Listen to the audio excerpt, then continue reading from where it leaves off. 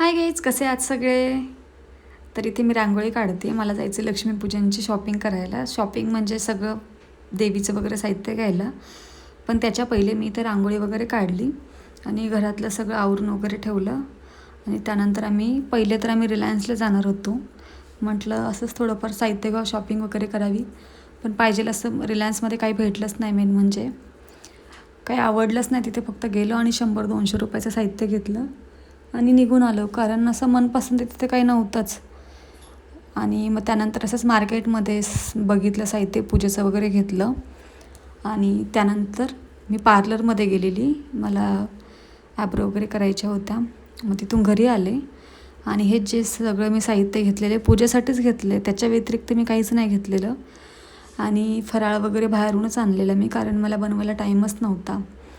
आणि मग बाहेरूनच फराळ वगैरे सगळं आणलेलं. आणि हे सगळंच पूजेचं साहित्य मी स्वतः घेऊन आली आहे. कारण लक्ष्मीपूजनची मी काहीच तयारी केलेली नव्हती, काहीच नाही. मग तिकडनं आली, येत्याकरताच मला 8-8:30 वाजले होते. मग आज फक्त मी खिचडीच बनवणार आहे, कारण जास्त टाईम पण नव्हता आणि लेट पण खूप जास्त झालेलं. मग फक्त खिचडी भातच बनवला आणि किचन वगैरे साफ केला. सो गाईज, असा होता माझा आजचा दिवस. आजचा व्हिडिओ कसा वाटला मला नक्कीच कॉमेंट्समध्ये सांगा. आणि तुम्हाला माझे व्हिडिओ कसे वाटतात नक्की मला कॉमेंट्स करा. So bye guys, take care and happy Diwali.